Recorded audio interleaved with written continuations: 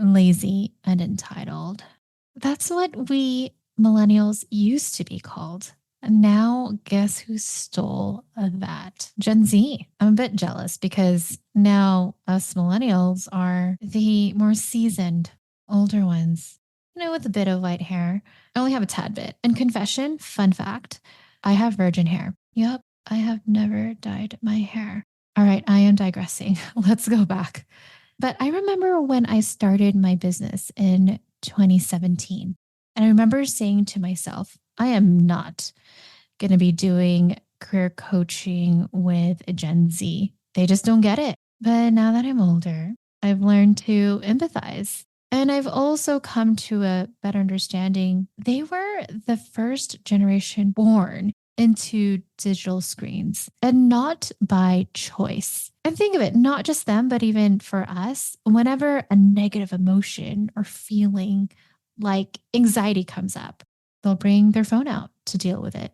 Like a drug. We do it too, rather than the adult thing to do where let's have conversations. Help me understand your perspective. Also, because of COVID, they had a couple years where they didn't develop these social skills, whether it's in school developing the social skills or even in-person office interactions that a lot of us, whether millennials, Gen X, and baby boomers, had the privilege to experience. And yes, I am using the word privilege because it is a privilege to experience social interactions. We are social human beings. So don't worry, I am not going to be critiquing Gen Z. In fact, I am joined today with my friend who I met at a conference. We were both speakers, Keely Antonio. She's the co-founder of FeelSwell Experiences. She's a Gen Z herself and an expert in the Gen Z workforce integration. So before we drop the beat, it would mean so much if you can leave a rating and review. This helps other fellow women of color and allies like you to find out about this free, accessible resource. And now let's drop the beat. Hey, I'm Elaine Lucartas. I'm a business and career coach for women of color and allies. LA Weekly awarded me the #1 thought leader, and Apple News named me one of the top 5 business coaches.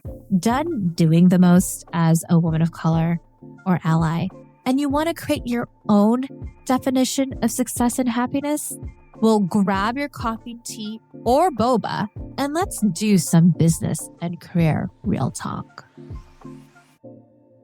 Hey, legacy leaders. I'm excited to have a new friend. We met a month ago, right, Keely? I think so. Has it been a month?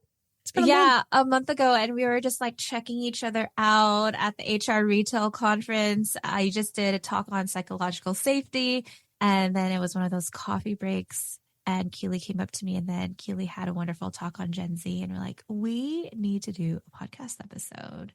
I was like, let me be the big sister millennial with like the little sis Gen Z here. So I'm kind of teasing a bit, but let me brag about Keely for a bit. So Keely is the co-founder for FeelSwell Experiences, an expert in the Gen Z workforce integration and future of work innovation. I remember the thing I told you during coffee, Keely. It was like, it's so nice to meet a Gen Z specialist who's actually a Gen Z specialist, like who is a Gen Z, as opposed to a lot of people saying, I'm a specialist. I'm like, actually, but you're not. Anyways, that's another topic for another day. But what I really love about Keely, it's not just the strategy and the integration, but also having a background in somatic therapy and EFT. And Keely being so young, look at her. I'm so proud of her. She's already been in CNBC and the Today Show and more shows in the future. Keely, welcome. Thank you so much for having me. I'm excited because what I love doing is sharing that real experience. And like you said before, there's so many people that will talk about Gen Z, but they may not have that lived experience of being someone that grew up as Gen Z. And I can really speak to what it's been like in the workplace and what I've seen in other organizations. So I can't wait to dive into all of it today. Thank you so much for having me. Yeah, I remember this was like in the 2010s when I was working for a company, and there was a DI workshop on how to work with minorities. And the two people that led it were a white man and a white woman. And I'm like, I am more qualified because I am a person of color. I don't understand.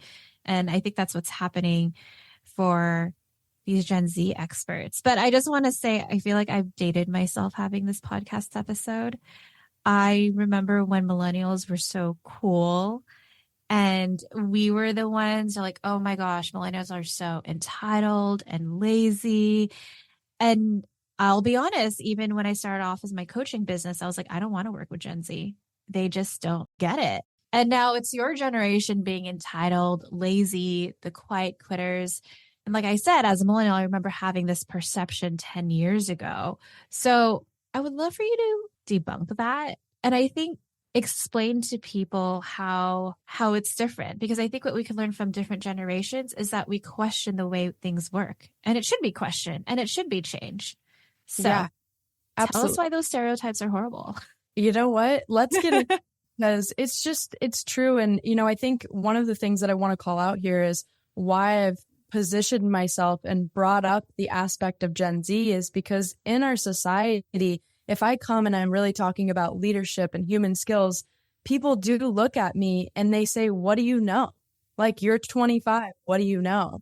And so we've almost had to use that angle to get this point across that we're all actually very similar in a lot of our values. But we did grow up in different eras. And I think when we talk about generations, right, we look at Gen Z, and that's anybody who's listening right now that wants to know, anybody at this point in time that's 12 years old to 27 years old. And when we look at how we grew up in some of the recent events of COVID, right, many Gen Zers who were entering the workforce, they were graduating college at this point in time where COVID had put us in isolation, and we have more technology and social media than ever. And so looking at these different aspects of Gen Z specifically, people have seen us as lazy and entitled. You kind of called that out already. And many of the challenges that happen when those stereotypes occur is that they create an action and how people treat Gen Zers, right? So, all about stereotypes. If there's a belief that leads to an action, it's going to create this behavior. And we see this time and time again with managers who think that Gen Z is lazy and maybe feels like they have to micromanage, right? This can manifest in so many different ways. And so we really want to break it down and help people see that we all are very different, regardless of our generation. And it's more about giving people the human skills to meet people where they are and to understand them as humans, and having the ability to really ask those hard questions of, what is it that you need? We say hard questions because not a lot of people ask that these days. It can be really challenging to have those conversations bring us together because it's intimate. I like those questions. What do you need? How do you process information? I have to remind myself and put myself in check. I mean, when screens and social media came in for me, I was like in my teenage years, but you're the first generation that was born into screens. And that's not your fault. Like, you were born into it, right? And not just your generation, but even our generation, like any negative feeling or anxiety, we pick up our phones to numb ourselves out. Like, it's a horrible drug to go into. And what I've noticed with Gen Z, and feel free to correct me if I'm wrong, like, it's learning those communication skills because, like you said, COVID happened. So that's what, probably 2 or 3 years, depending on where you're living, where you don't have that social interaction. So that sped up working remote, where then you don't have those water cooler talks, those conversations that you naturally learn when you're in office. So how do you learn that communication when majority of companies are expecting you to respond to emails, respond to Slack or Teams messages, always be on, and then there's no time to integrate and do work and to get to know people? Yeah, definitely. That is one of the biggest challenges that we see, is that you're right. We're not having those natural conversations on the way to a meeting, right? Walking together or whatever it may be, getting lunch. It's just not happening the same. And I mean, tell me if you believe this too. If you get on a Zoom, there's an agenda, right? There's something to talk about. A lot of people are Zoom fatigued. They don't want to just be chatting about everything under the sun. They want to talk about whatever they're meeting about, and then they're moving on. But we lose that natural learning, that experiential part where you get to pick up when you're in person.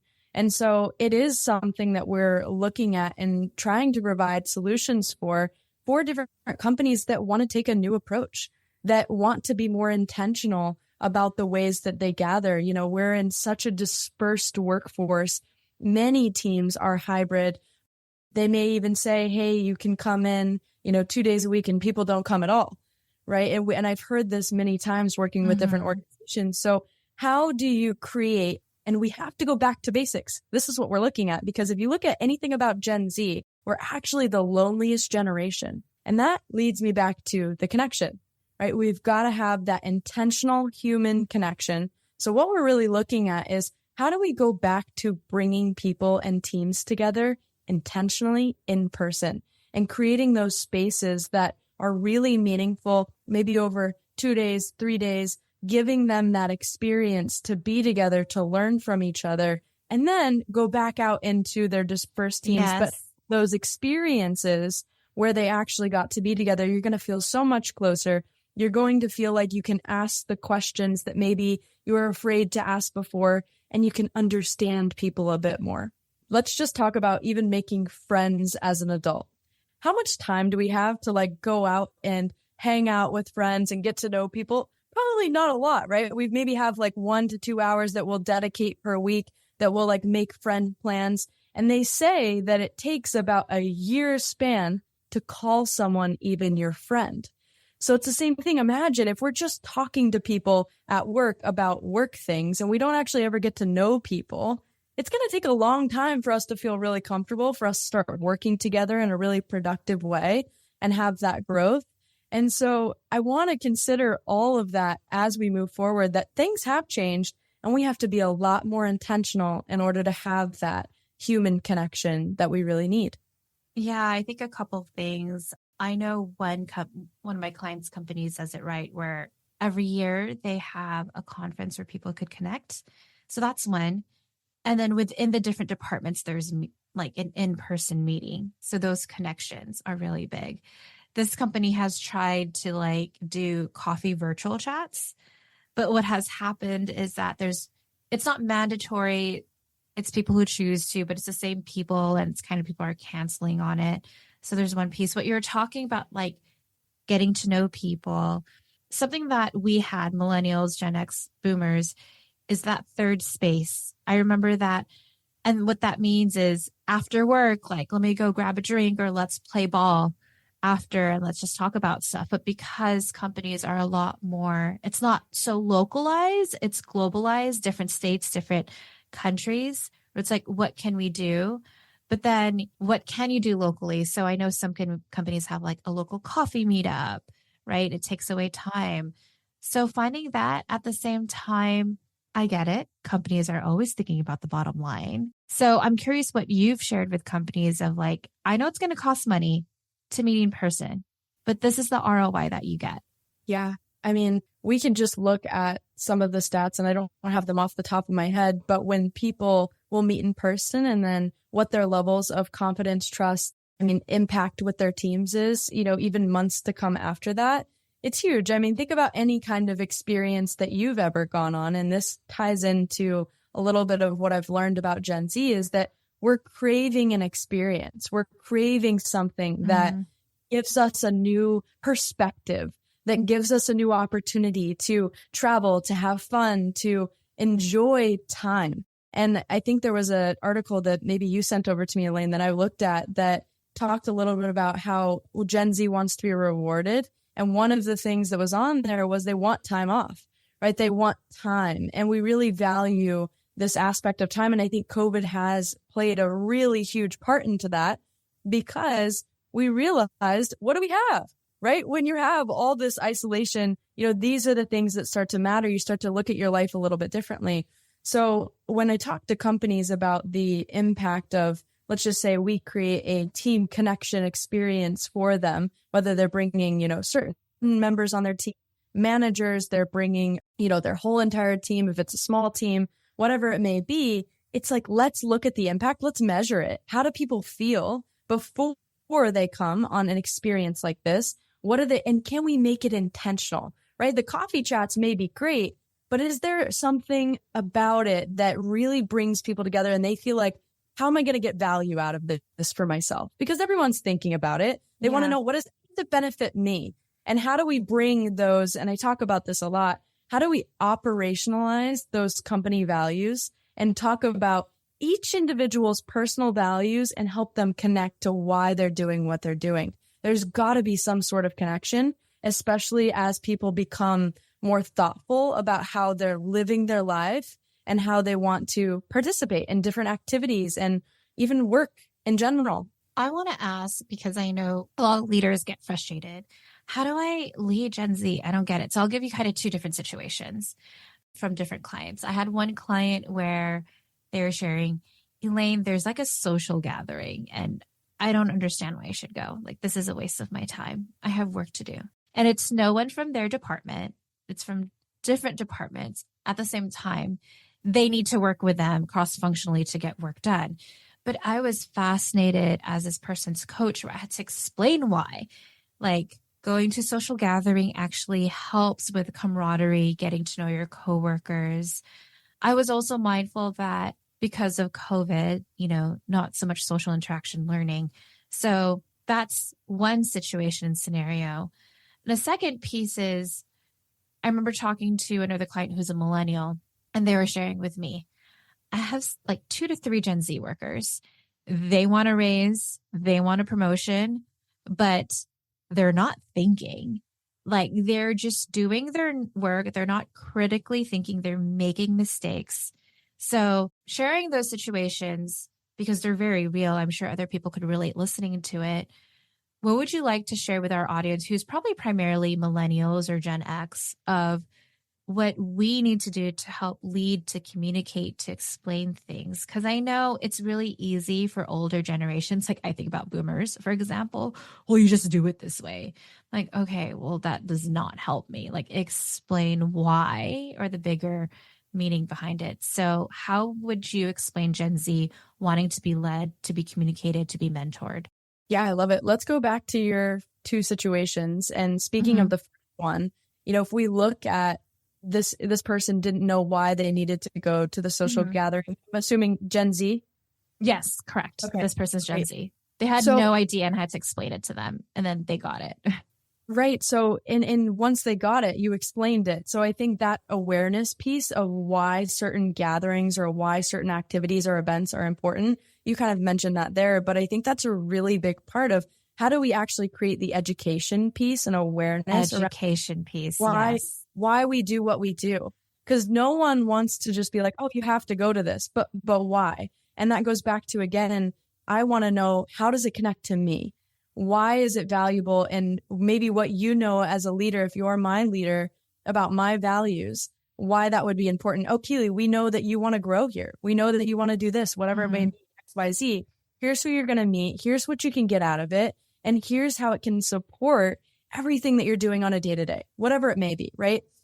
I need that mentorship, that guidance to understand, and maybe a lot of other Gen Zers as well, because we may not know why something like that would be important. Maybe even too, it's uncomfortable to socialize in that capacity. And it's working with people and meeting with them where they are and understanding what it is that they need in order to be successful in those situations. Into the situation number 2, I've heard that so much. Gen Z is like, what do you mean? I can't make $250,000 per year right off the bat. Like, come on. And it's this conversation of how do we co-create together? And it's on both sides, right? If the leader, manager is speaking and Gen Z person is speaking, can we rephrase our questions? Hey, here's some of my goals. How can we get there together? And then manager leadership speaking and saying, how can I support you? How can we work together to co-create something that works for you? And we find that middle ground, because we may not be able to get to that 250K right in the first year, but we may be able to set up some milestones and goals to work towards whatever it may be, so that we both feel like we're moving forward. We both feel supported. And it's that co-creation, bringing that back to the middle. Legacy leader. I know what you're thinking. Elaine, you have such good stuff here. I want more. So if you want more tips and advice for your business, career, and life, sign up for my Gifts and Gifts newsletter at elainelu.com/join. That's JOIN. And here's 3 things you'll get when you join, because I'm like Santa Claus. I love giving. Number 1, funny gifts, because who doesn't love memes and pop culture references? This newsletter is so fetch. Number 2, receive actionable gifts. That's business, career, and life tips that you can start doing today. Third, the gift of me. Not only do you get my wins, but also my failures, my reflections. My Gifts and Gifts newsletter is like an up-to-date diary. Think Zynga or Life Journal for my fellow millennials, where I share vulnerable stories, relatable mistakes, and important life tips like what to watch on Netflix, like when's the next Bridgerton season. So if you're ready for those fun gifts and actionable gifts to create a more sustainable life, then join my newsletter at elainelu.com/join. That's JOIN.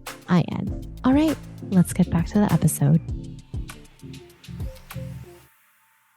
Yeah, I want to add to the first situation because I'm mindful. I mean, here's the compliment I will throw flowers at for Gen Z is your amazing boundaries, right?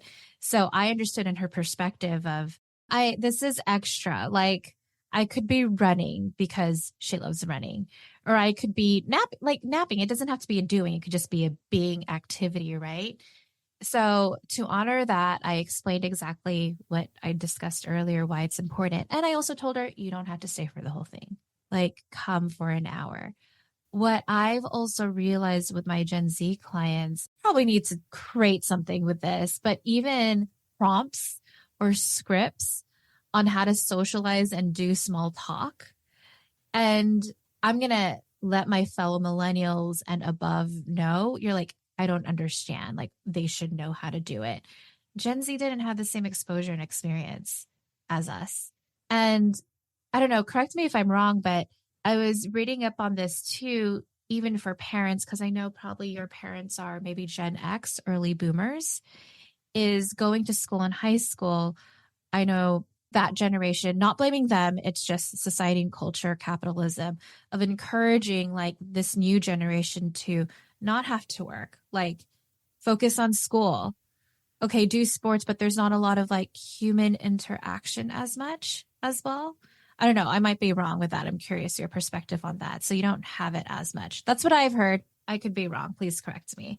Yeah, I think it's different for everybody, right? But I do think there's a human interaction piece. There's a gap because I know most people around me, like this is just the truth. They don't really want to socialize or interact, in these ways. They're like, okay, let me just like do whatever and close off. And it's a lot of it. It's not having the tools. That's just the truth. It's not having the tools to be able to communicate or be in those situations. It's uncomfortable. And of course, our brain is always trying to protect us. So anything that maybe feels a little uncomfortable, we'll try to do anything we can to get out of it. And I think that just comes with having great mentors, having people that will guide you, lead you, and support you in feeling more comfortable. Because when you look at Gen Z being the loneliest generation, over 70% of them are saying they're lonely all or most of the time.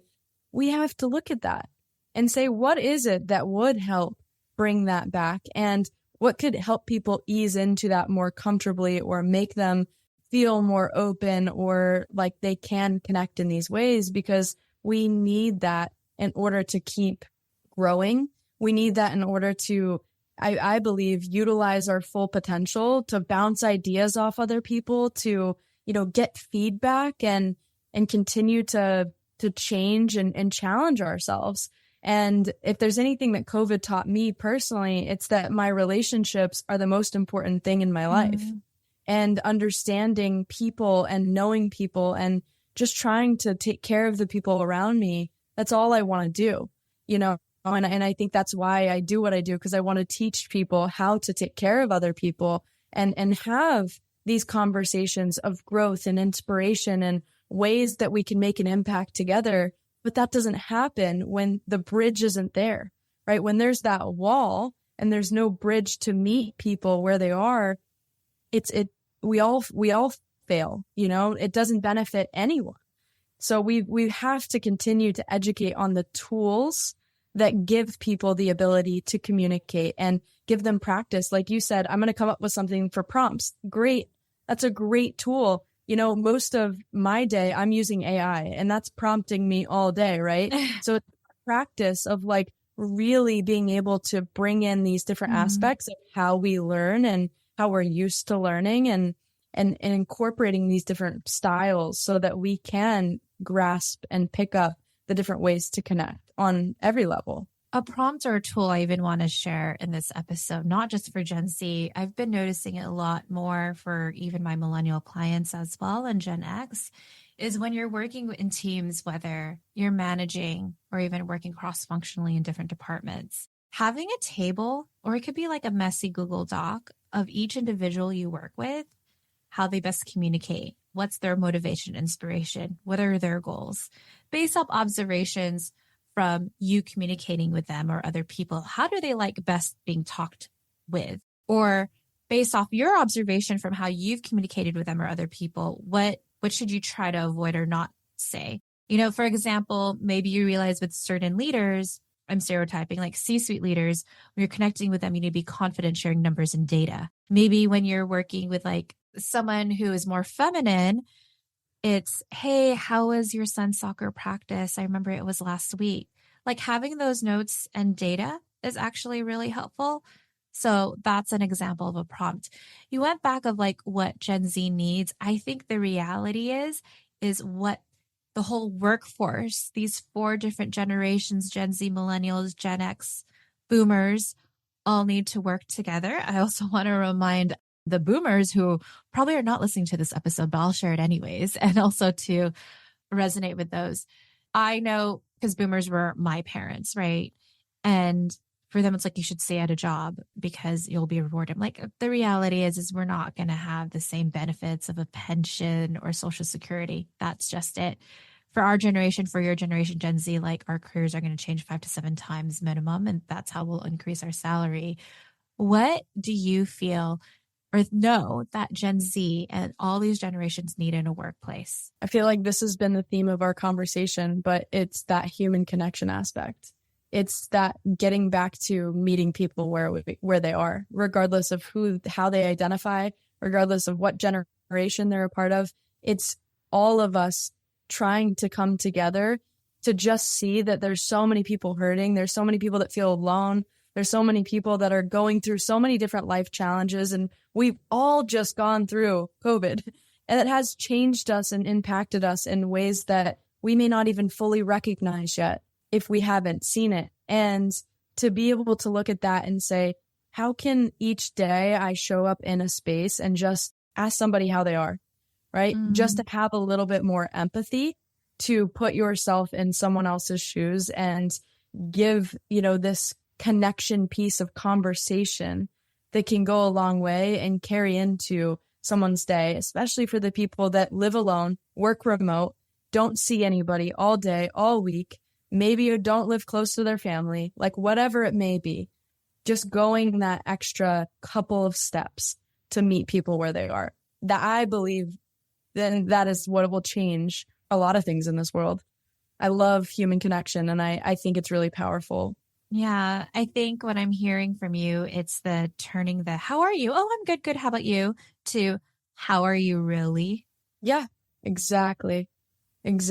And I want to give like another tip when I think about when I was in my 20s, what helped me was having friends and mentors from other different generations. That was so healing. Like my ex-boss, who's still a good friend and mentor, who's a boomer, great friend. I still keep in touch because we go through life situations. And I'll be honest, I don't want to talk to my friends about other big life decisions or choices. I want to talk to someone that's been through it, like really been through it, because sometimes your friends in the same generation, you're all going through it. And sometimes it could just be like a pity party of things where I'm like, actually, I want to talk to someone who survived it.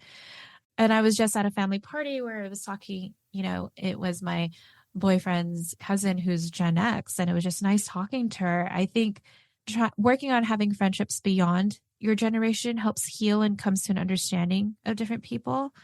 I don't know if you experienced this, Keely, but I remember when I was working in person in my 20s, and obviously I met people with different beliefs, like political beliefs, and they would share. But despite them having different beliefs from mine, there was still a respect with one another. And I think that's the beauty that we're missing from in person, because we had that respect. And sure, I might think that other person's wrong, but there is still like a respect and understanding. We were able to work through it together. And I feel like now with being siloed and digital, it's hard to understand someone else. And social media algorithms play into that too. So I'll say that.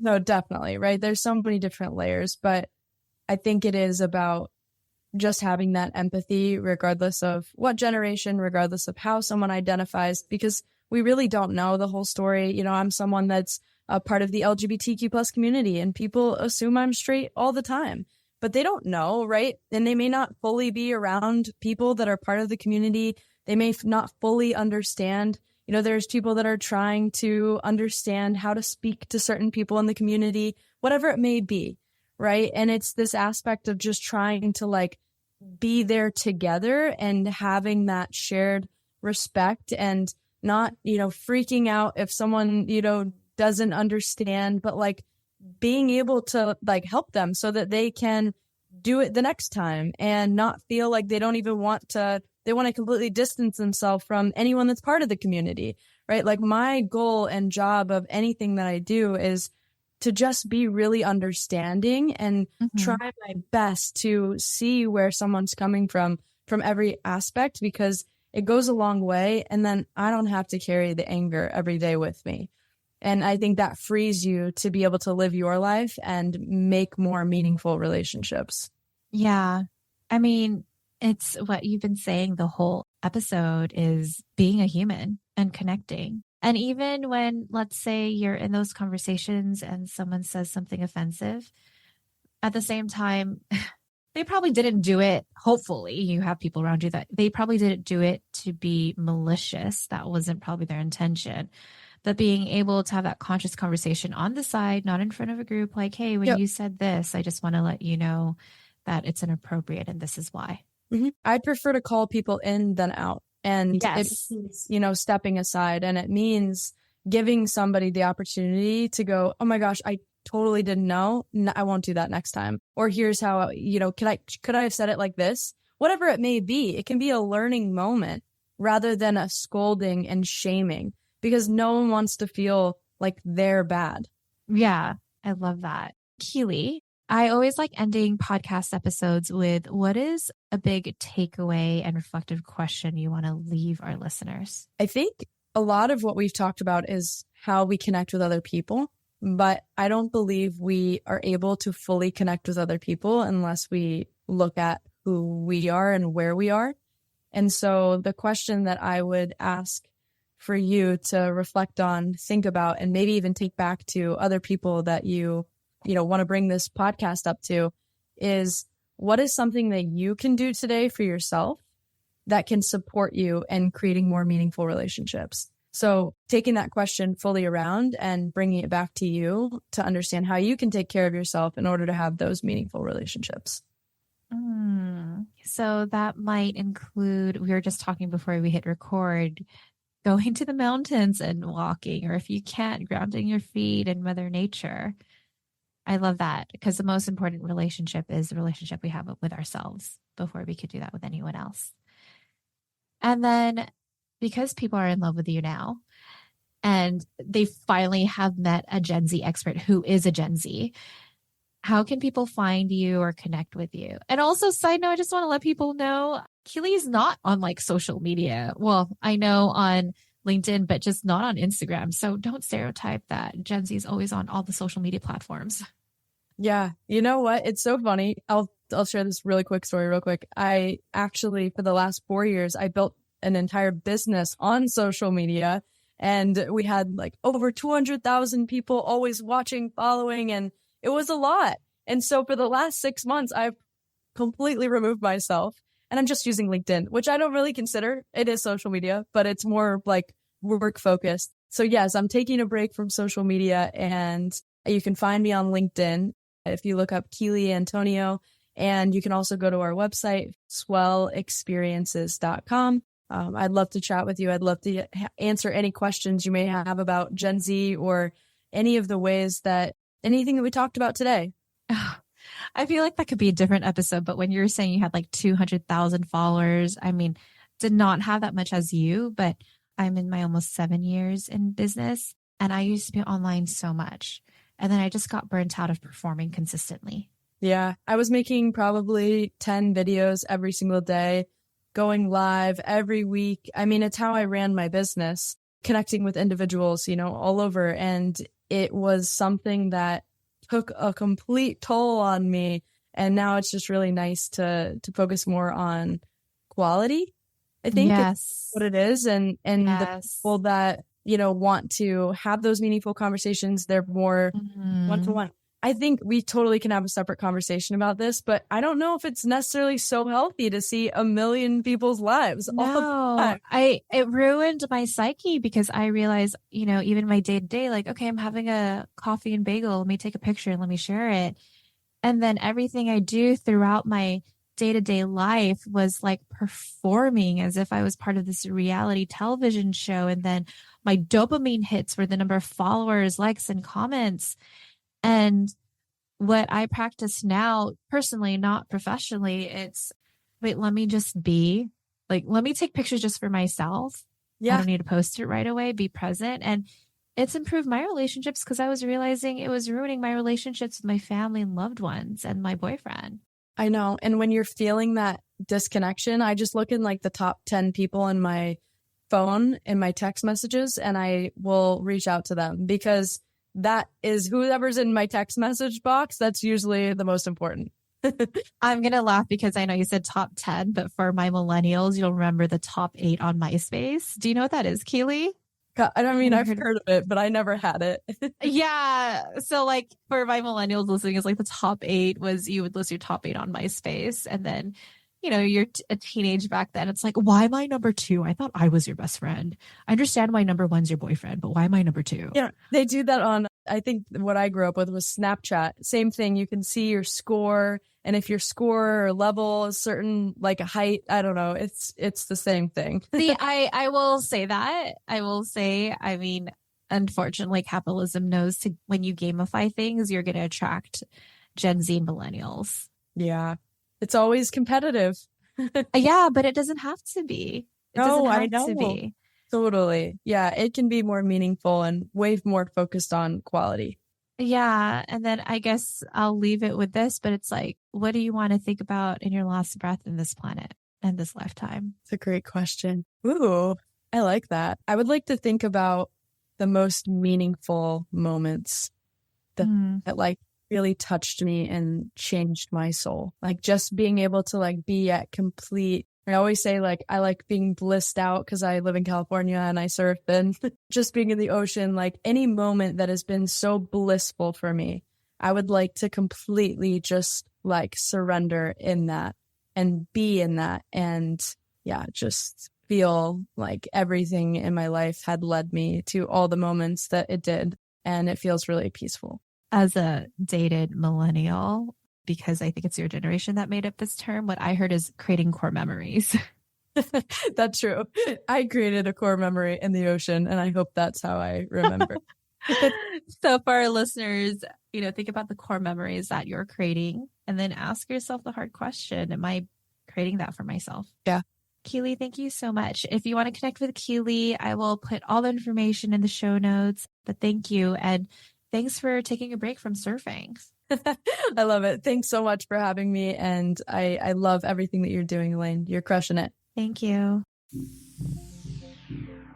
There's always going to be a new generation coming in, whether it's Gen Z or even Gen Alpha. And here's the beauty that each new generation's going to do that helps move society, hopefully, in a better and positive direction. Each generation, just like my generation, millennials, and all the generations before us, we will constantly be questioning the way we live and work. And that's a beautiful thing.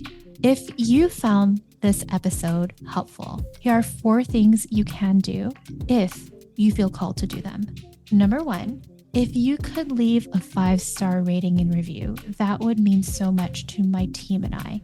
We created this podcast for accessible education for women of color and allies. Each episode takes about 4 hours straight, 1 hour for me to prep, another 30 minutes to an hour to record. Then my team spends another 2 hours to edit and market. And number 2, because we care about accessible education, share this with a friend who maybe they are part of the Gen Z generation, or maybe they're a leader who's having challenges working with the Gen Z and these different generations in the workforce. Number 3, don't forget to hit that follow button.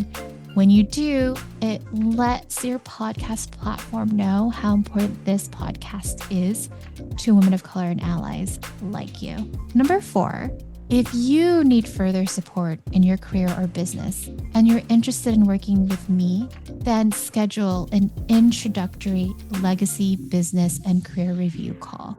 I only work with 24 clients at one time. And to ensure each client receives the results they deserve, that's why I work with a limited number.